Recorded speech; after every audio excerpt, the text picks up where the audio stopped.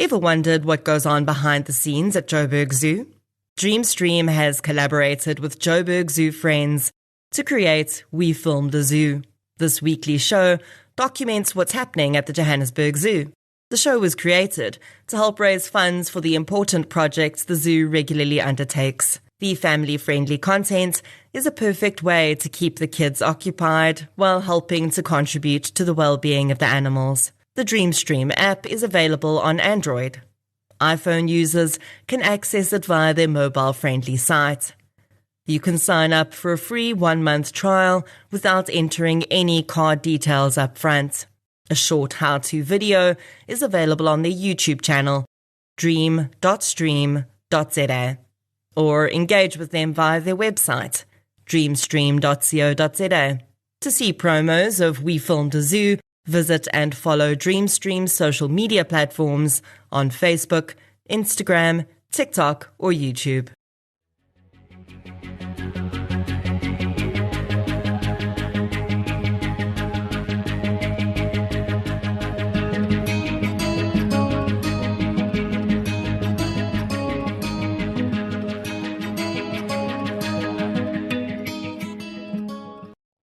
Welcome back to episode 149, The Serial Crimes of Rosemary Ndlovu. This is part 2 of this episode. If you haven't listened to part 1 yet, go back and do that now, and then come back here. This episode is sponsored by the upcoming release movie, Asphalt City. First responders are vital components of well-handled crime scenes, and paramedics are almost always one of the first to encounter some really traumatic and dangerous situations. This month, Asphalt City, a brand new film, hits our screens in South Africa, which will take you deep into the underbelly of this honorable and often difficult profession. Ollie Cross is a young paramedic assigned to the New York City night shift with an uncompromising and seasoned partner, Jean Rutkowski. Each 911 call is often dangerous and uncertain, putting their lives on the line every day to help others. Cross, played by Ty Sheridan, is guided through the dark night shifts in a city clearly in crisis by Rutkowski, played by Sean Penn. Soon, their experiences start to test their relationship and the thin line of ethics they walk between life and death. And, True Crime South Africa listeners, I've got 2 sets of double tickets to give away to go watch Asphalt City. And not just that, no movie is complete without popcorn and blue slushy, right? So included in the prize is a refreshment voucher for 2 as well. You just can't miss this. So make sure you enter the giveaway on True Crime South Africa's social platforms right after you've listened to this episode. Asphalt City premieres in South African cinemas on the 29th of March.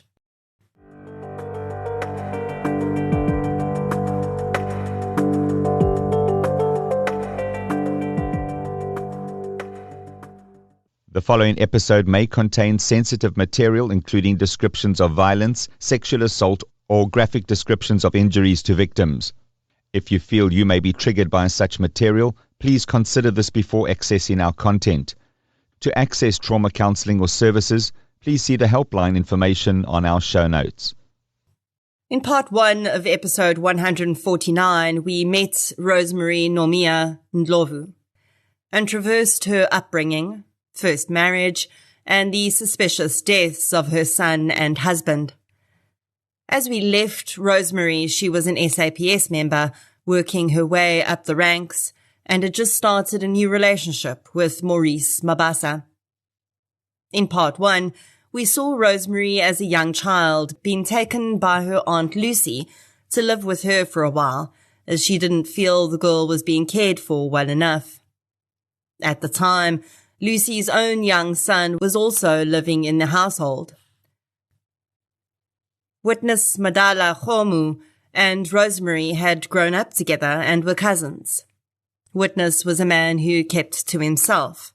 He was deeply religious, had never married, and didn't have any children. He spent most of his leisure time involved in church activities or with a small group of carefully selected friends. He lived in Johannesburg and picked up piece jobs as often as he could. Whenever he had money, he always sent some home to his mother. Given how measured and careful Witness was about how he spent his time, it seems in shocking contrast to the end he would meet. In January 2012, Lucy received a phone call from Rosemary. She says the conversation soon turned to birthdays, and Rosemary asked her when she and Witness were born. She wasn't satisfied only with the day and month, Lucy said. Rosemary wanted to know what years they were born into. Perhaps to soften the strange questioning, Rosemary quickly offered to send Lucy 200 Rand for a birthday cake after realizing that Lucy had recently celebrated her birthday. Lucy gratefully accepted. And then the conversation shifted again. Rosemary asked whether Witness had a funeral policy. She claimed she'd heard he was hanging around with a bad crowd in Johannesburg, and she was concerned something might happen to him. After that conversation, Lucy had decided to register her son on her burial policy just in case. But she'd also had a discussion with Witness, demanding to know whether he really was up to no good. Surely, she'd said at the time, Rosemary as a police officer would know best. Over the next few months, Rosemary called Lucy several times, checking up to see whether she'd followed her advice and placed Witness on her burial policy. Witness's younger sister, Eva, lived not far from him. She tried not to bother her brother too much, but they regularly met up and chatted on the phone. She last spoke to her brother on the phone on Friday the 30th of March 2012. They'd arranged to meet up at the Boulders shopping centre in Midrand on the Saturday. Witness was going to buy his younger sister some clothes so she could go job hunting. That Saturday, though, Witness never arrived for their arranged meet-up. And he wasn't answering his phone either. Later that day, Eva's cousin Godfrey phoned her, asking whether she'd seen or spoken to Witness. Eva explained that he hadn't arrived for their meeting. Godfrey told her that he'd been alerted to Witness being missing by Rosemary, who claimed that Witness's landlord had phoned her wanting to know why Witness's rent hadn't been paid. Eva immediately found this strange. She knew for a fact that her brother was never late in paying his rent, and she also wondered why on earth Witness's landlord would have Rosemary's number. Both Eva and Godfrey felt that it was safe to not panic, at least for a few days, and they hoped Witness would turn up. But Rosemary was not prepared to wait around. She phoned Godfrey the very next day, telling him that she was going to start a search for Witness and he should join her. Godfrey agreed, and Rosemary suggested that the best place to start would be Olifantsfontein Police Station. Of course, Godfrey assumed Rosemary would know best, being a police officer herself. At the police station, the pair were told that an unidentified body of a male matching Witness's description had indeed been discovered. Witness Khomu had been walking home from work when he was attacked. His skull had been crushed and his body was left in a piece of veld in Olifantsfontein. Shortly after this information came to light, Eva received a call from Rosemary. Bizarrely, Rosemary told the young woman that they'd found Witness and he was safe and well. Rosemary's behavior over the next few hours only became more strange. She told Eva she'd be sending her money that she claimed Witness had given her. That money never arrived in her bank accounts, but Rosemary sent her 30 Rand in airtime. The young woman had never received such gifts from her aunt before. Then, that evening, Eva began to receive telephone calls from witnesses' friends. They were conveying their condolences for witnesses' death. Eva eventually realized the horrible truth and called her mother. Lucy had already been informed by Rosemary. The next day, Rosemary picked Eva up and took her to a taxi so that she could go home and be with her mother.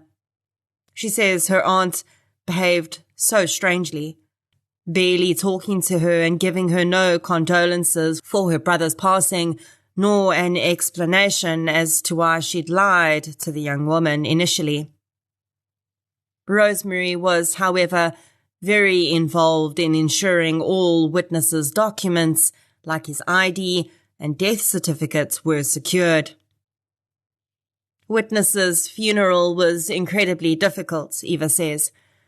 Her mother had very little money, and although the funeral policy she'd taken out on Rosemary's insistence did pay out, it didn't cover very much. Rosemary contributed 200 rand and asked her sister Audrey for another 200 to purchase some chicken for the mourners to eat.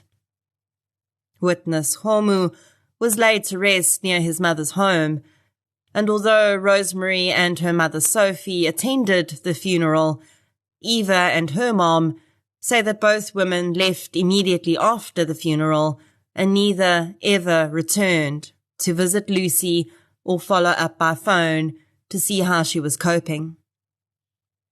Lucy's niece and sister, who'd both been rather present in her life before that, were suddenly no longer interested in maintaining contact. Although Eva and later Lucy too became deeply suspicious of Rosemary's strange behavior during that time, they had no idea that just 2 days after Witness's death, Rosemary had come into a large amount of money. Old Mutual had paid her 31,000 rand, and another policy had paid out 100,000 rand. Both policies were related to the death of witness Homu, who'd been listed as Rosemary's spouse on the policy forms. The policies had been taken out around the time Lucy said she'd had that odd conversation with Rosemary about birth dates. The fact that witness was listed as her spouse meant that Rosemary's monthly cost for the policies was extremely low. Neither company had asked for proof that witness was her spouse, nor did they check that the signature on the documents was actually witness's. It was not. And the man had no idea that there were policies out on his life. Witness's murder brings forth two very important aspects of this case: the policies and the funerals. The funeral and life insurance policies were the mechanism Rosemary Ndlovu used to make her murders profitable. This is not an uncommon occurrence in female serial killers. We saw it with Daisy Tamelka too, and several female killers in the US. This case brought to the forefront how often insurance fraud of this kind actually occurs. For the Rosemary's Hit List companion podcast, I spoke with Edward Siewa, who appeared in the Showmax original, and because I think it's really important for us to understand the insurance side of this case, I'm going to include some of Edward's insights here too.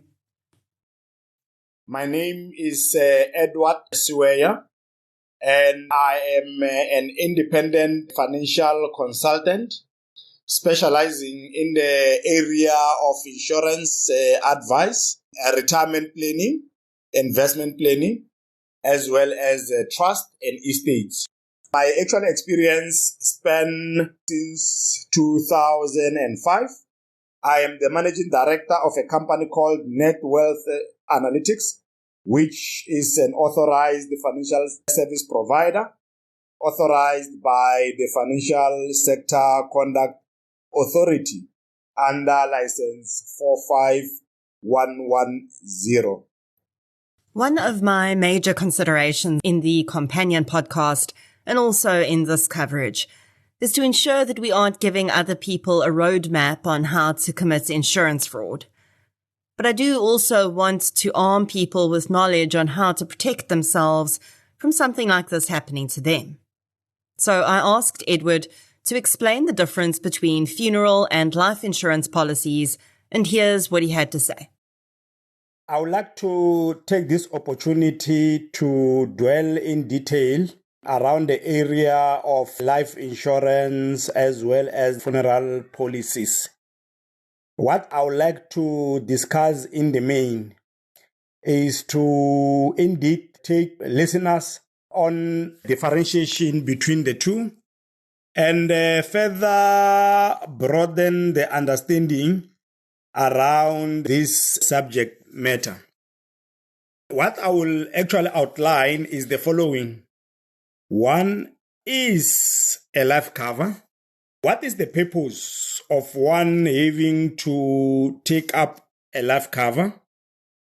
And equally, what is funeral policy? And what is the purpose for one to ensure that they take a funeral policy?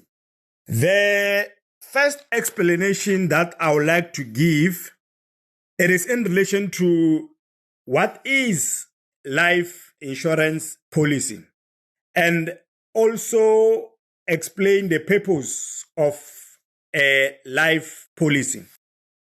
But before I get there, let me hasten to say that there are serious distinction between funeral policies as well as life policies. For example, funeral policies in the main and in South Africa are the entry points to a life policy, meaning funeral policies are regarded as entry into the life insurance space. Majority of the people do not start by taking life insurance. They start by taking a funeral policy, then thereafter graduate into taking life policy. However, it does not mean that you can't actually get life insurance in an instant or as a first resort. What is the difference between life insurance as well as funeral policy? Life insurance, by definition, is an insurance that is taken to protect a particular circumstances. That circumstance can be to protect your spouse, to protect your children, to protect spouse and or children against the potential devastating financial losses.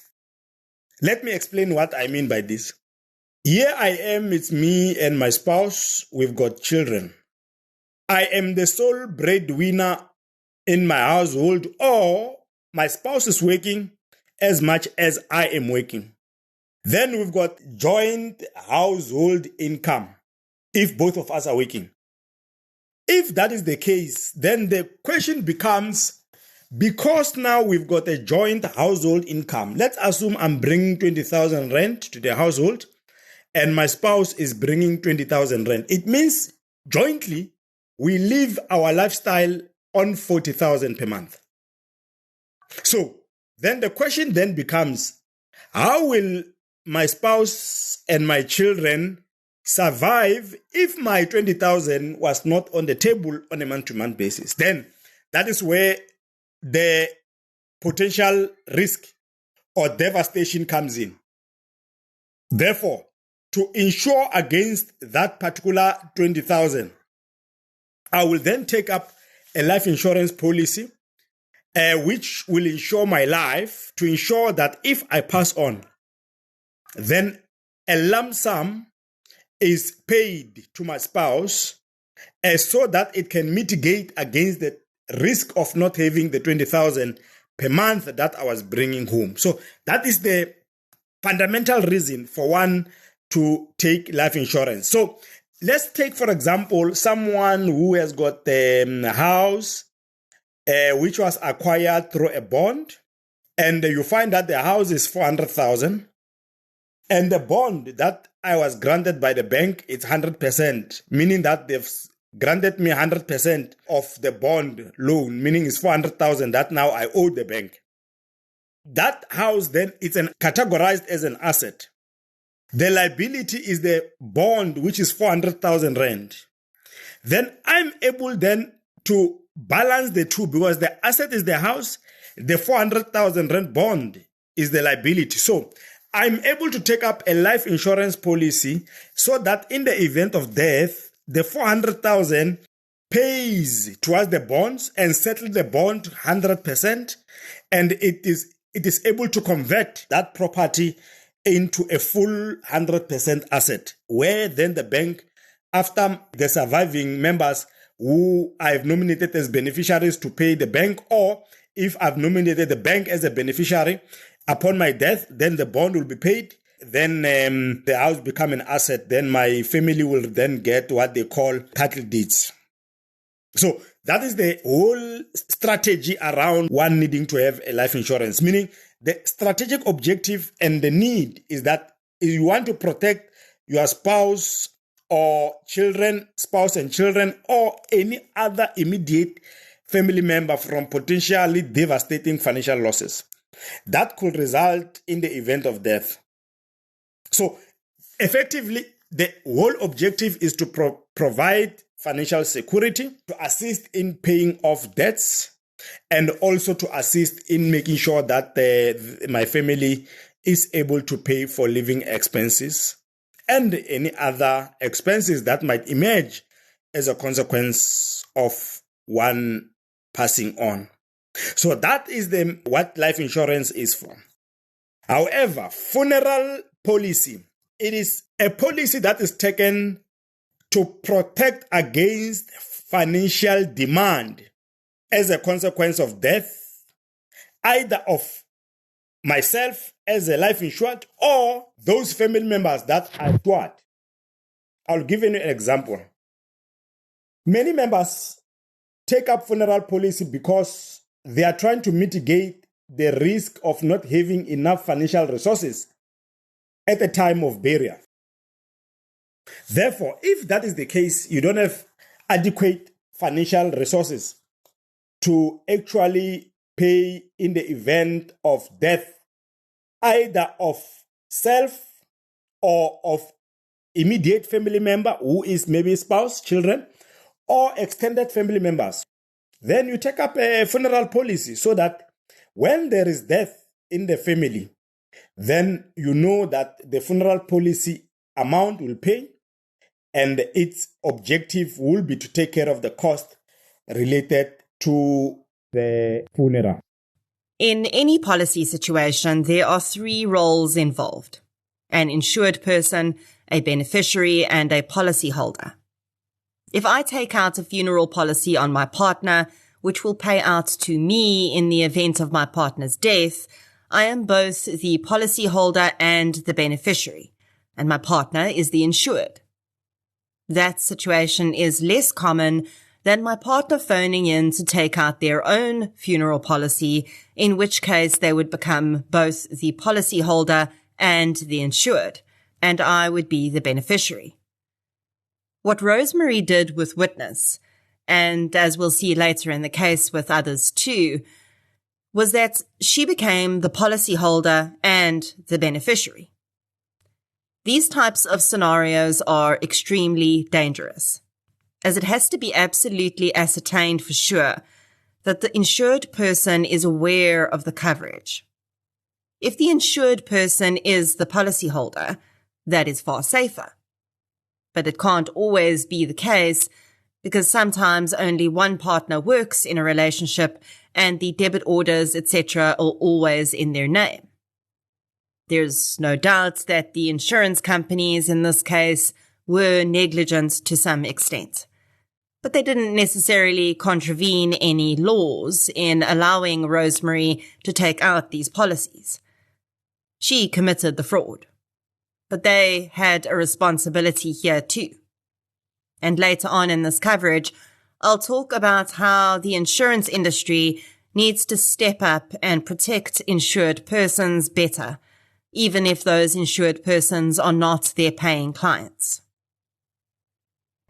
The other aspect of this case, as was shown so tragically in Witness's murder, is the cultural aspect of the importance of funerals in the grieving process of Black South Africans.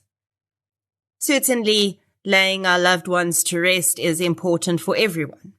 And I think we came to deeply understand how important that process is to many of us during COVID, when that was taken away from so many. But the tradition and culture behind the funeral process in traditional Black African communities also has a deeply spiritual aspect, which is not necessarily understood by people outside of those communities. When I did the companion podcast, I had a co-host who I was incredibly grateful to work with because she brought amazing insights to this case. I first connected with Mfundo Ndala when I started the True Crime South Africa podcast back in 2019, and I was looking for other South African true crime content creators. We were few and far between back then, and although there are a few more of us now, the OGs always stay in touch. I feel Mfundo and I share the same ethical core around true crime. The way she creates content on YouTube about South African crimes is victim-focused, non-sensationalist, and just really well put together. If you've been following my journey and supporting me as a true crime content creator over the years, I'd love it if you would support and embrace Mfundo in the same way.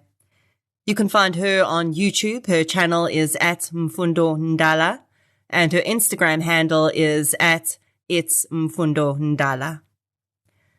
Please follow her there and help her to grow the ethical true crime community in South Africa.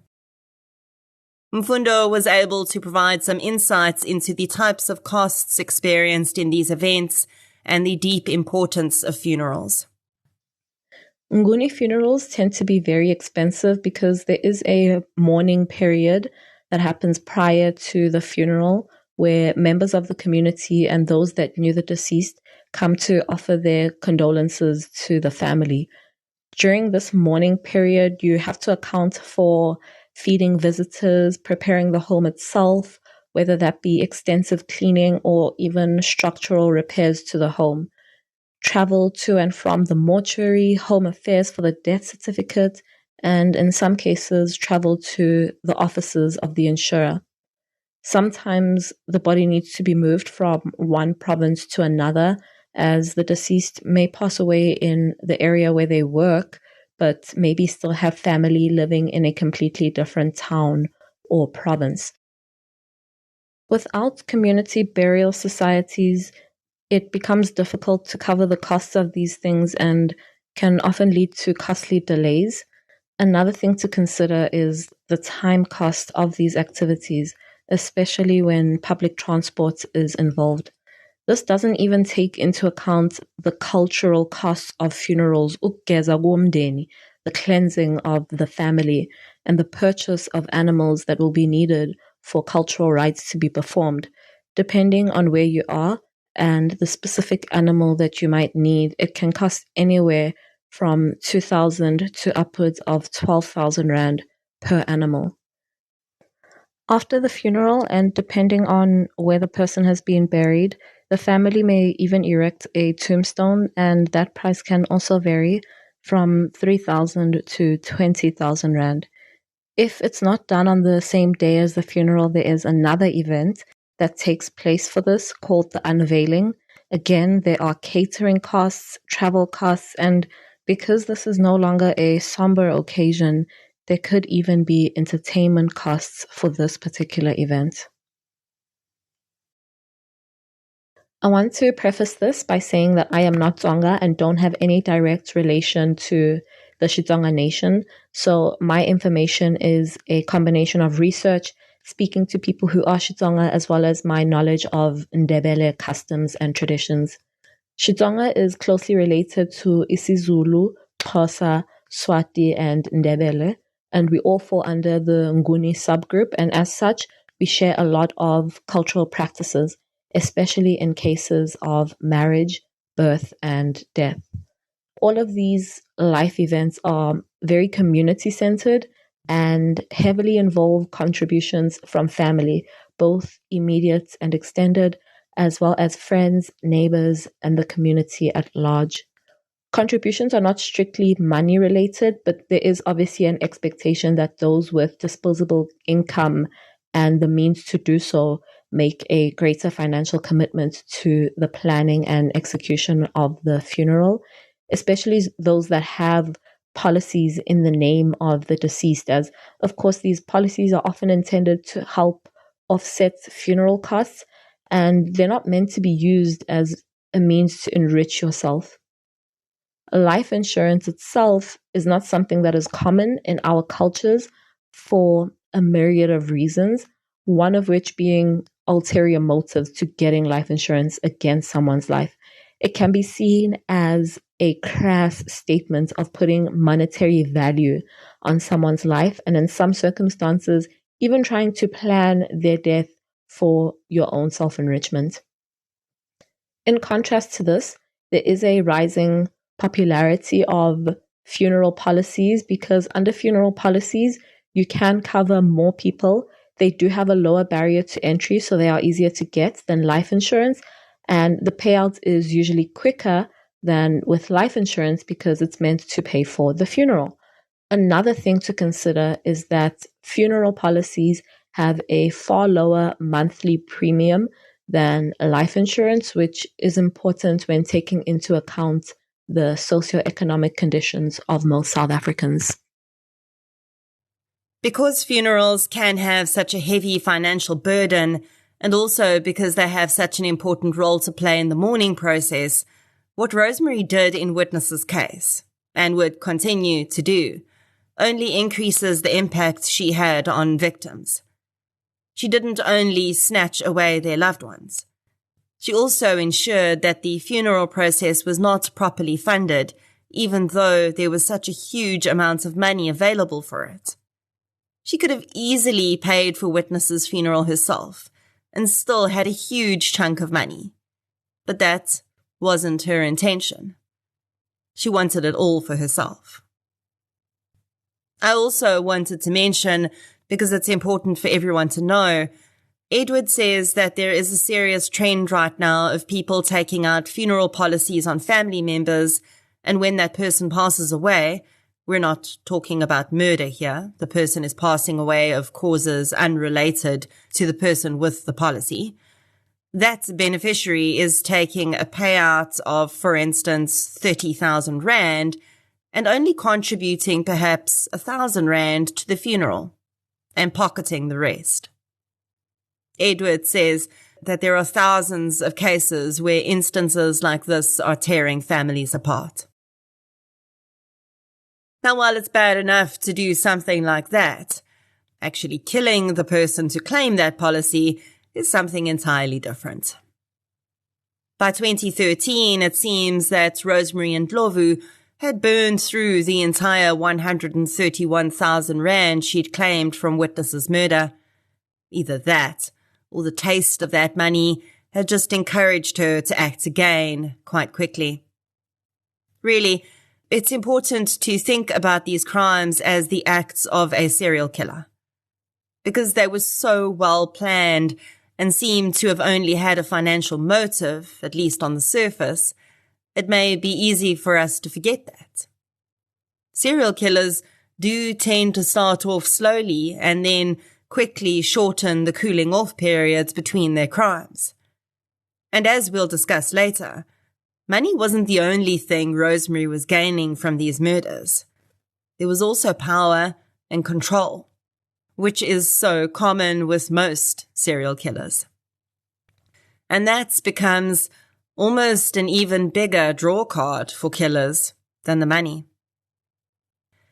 Audrey Ndlovu was Rosemary's only full biological sibling.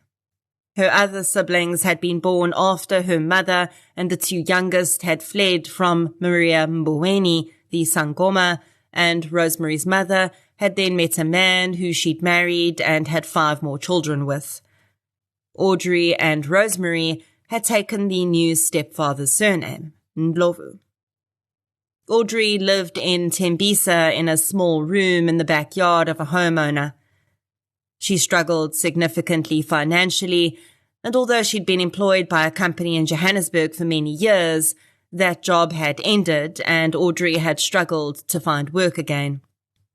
She started selling Tupperware, and the single room she lived in was stacked with the brightly coloured containers. Audrey had had one son from a marriage which had dissolved.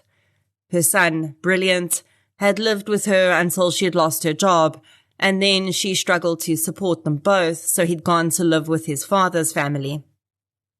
Audrey was incredibly proud of her police officer sister, and she also occasionally relied on her for financial help during the month.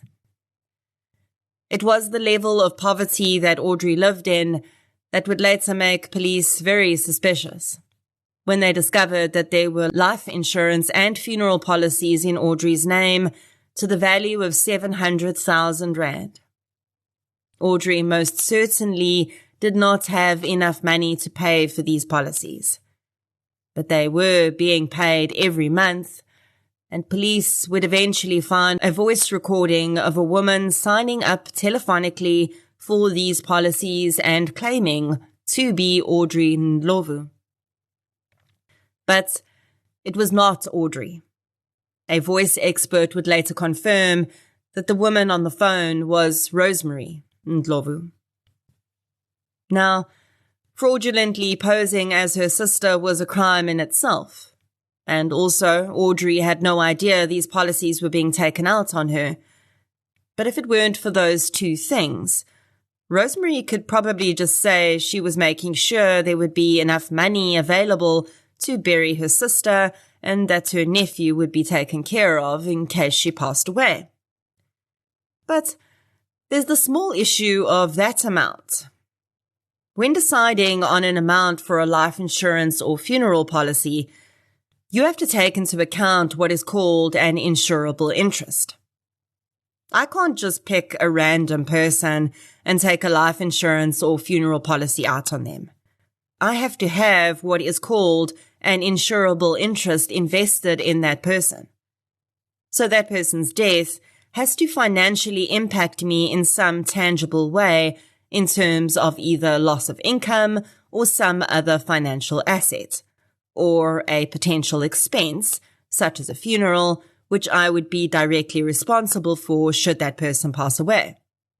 And that's really key in these cases. And also a bit of a blurry line. Rosemary did have an insurable interest in her victims in terms of her being either a family member or a partner of those people.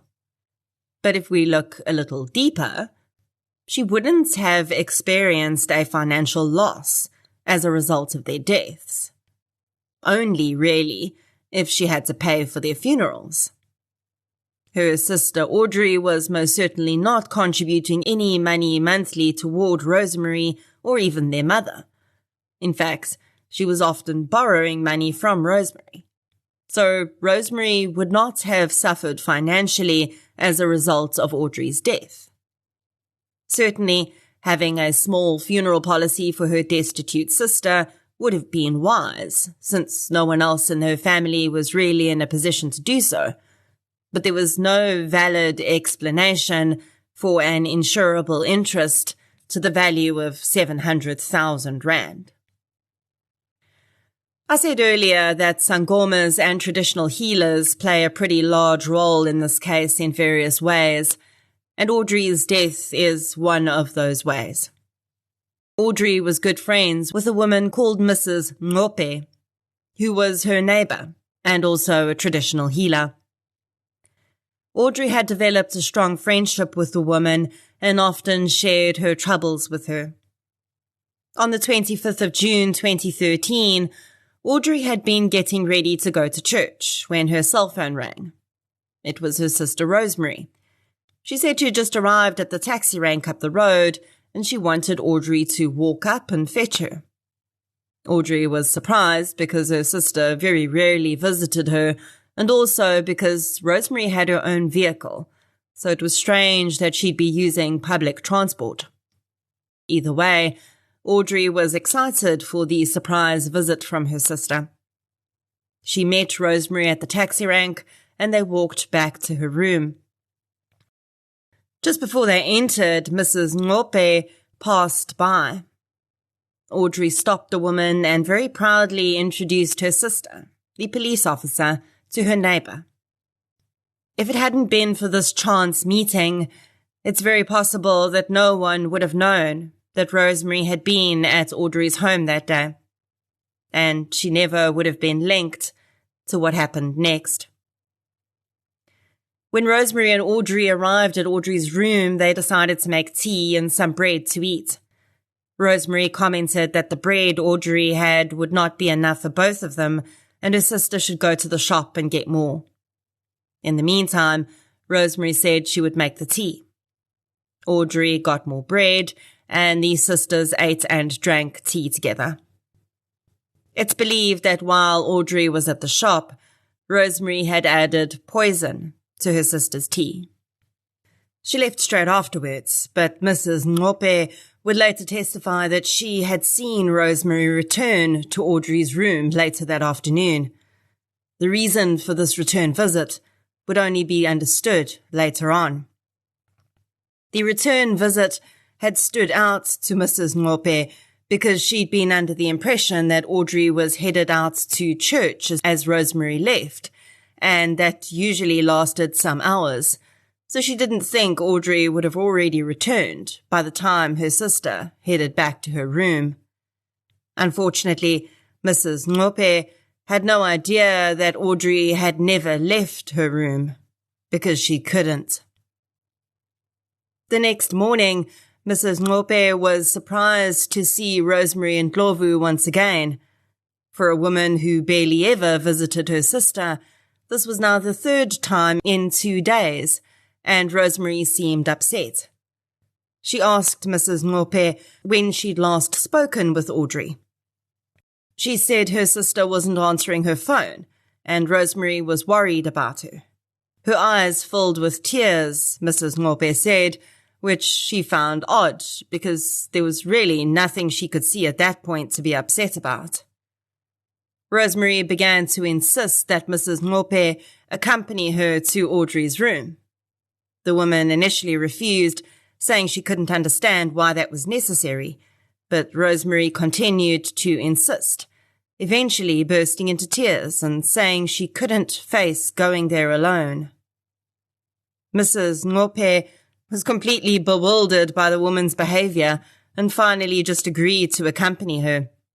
A few times along the way, Rosemary collapsed to her knees in floods of tears, and the astonished Mrs. Ndlovu had to pick her up and usher her along. Before they even entered Audrey's home, Rosemary called her mother on her cell phone and began to loudly declare that Audrey was dead. Mrs. Ndlovu gasped and shouted at Rosemary not to say such things. Just because Audrey wasn't answering her phone didn't mean she was dead. But Rosemary continued hollering out and eventually drew a crowd of onlookers. The neighbours would eventually take over attempts to gain access to Audrey's room. Everything was locked up, and burglar bars on the windows and doors meant no one could get in, so a grinder was located and they began to grind away at the bars, while Rosemary sat back, wailing and fanning herself. She also called one of her colleagues from Tembisa police station, who rushed out to the scene with another police officer. They were able to gain access to the room and found Audrey Ndlovu dead on her bed. Mrs. Ndlovu noticed that 2 teacups still stood inside the room, while all the rest of Audrey's dirty dishes were in a wash basin outside, and this seemed strange to her. She pointed them out to the police officers and said they should take them as evidence. Upon hearing this, Rosemary picked up the 2 cups and rinsed them out. Her colleague tried to stop her, reminding her that it was evidence, but Rosemary seemed lost in her grief, the officer said, so she didn't press the issue. Despite Rosemary's seeming urgency to gain access to her sister's room to figure out whether she was dead or alive, in the days, months, and even years afterwards, she did not press for Audrey's death to be investigated. And it wasn't, really. When the docket was next looked at, again many years later, only a few witness statements and the autopsy report was inside. Very little had been done to discover who had murdered Audrey Ndlovu. The pathologist's report said that blood could not be drawn from Audrey's body to test for poison because she was too decomposed. Audrey's body had been in a warm room covered with a blanket for 24 hours before being discovered. Now, I will say that the experts I asked have never seen a body that after 24 hours would be in such a condition that no blood would be available for a toxicology test. And you can do toxicology from tissue, like kidneys and liver, and not just blood. So, as we'll discuss later, it seems that Audrey certainly did not receive the type of investigation she deserved, and we'll never know how much of that was because Rosemary was a police officer at the same station that was handling her murder. Besides this, the photographs of Audrey's body show something else. Audrey was clearly strangled. And I haven't seen this autopsy report, and I don't know whether that determination was actually made by the pathologist, but the prosecutors would eventually use that as their cause of death. So it seems likely that it was picked up in the autopsy report. But the investigation went no further than it had that day at Audrey's room, until much, much later on.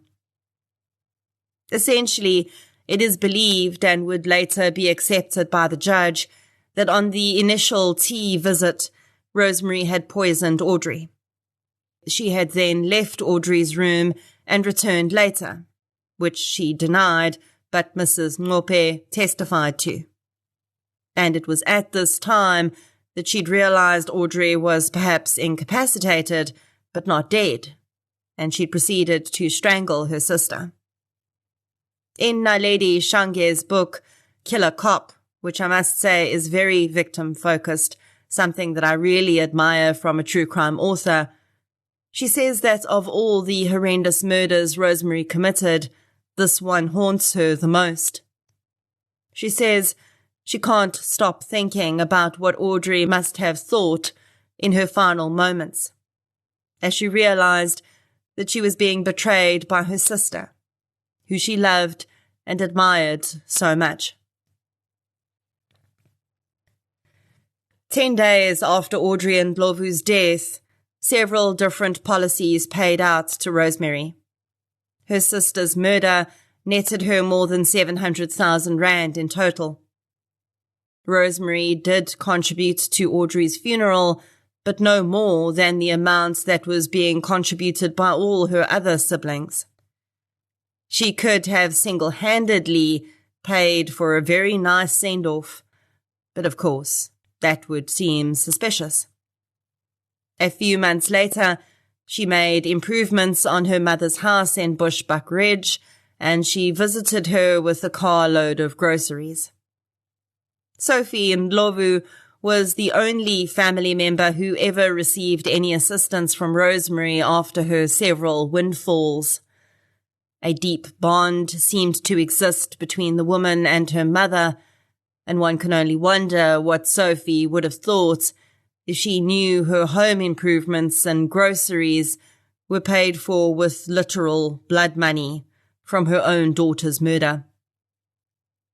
Although Audrey's son, Brilliant, was now left without a mother, Rosemary did not give the young man a single cent to help him get by.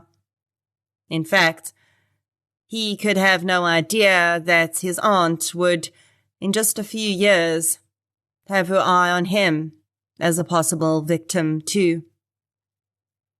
First, though, Rosemary had other things to do. There was someone closer to home who she'd set her sights on next, And by 2015, she decided that 5 years with Maurice Mashaba as her partner was more than enough for her. And Rosemary Ndlovu was ready to be a widow again. And that is where I'm going to leave it for part 2. Yes, there's going to be a part 3. I did warn you that might happen. I'll definitely try and get part 3 out to you in just a few days though. So keep your eye on the feed. For now, thank you for your support, and I'll chat to you soon.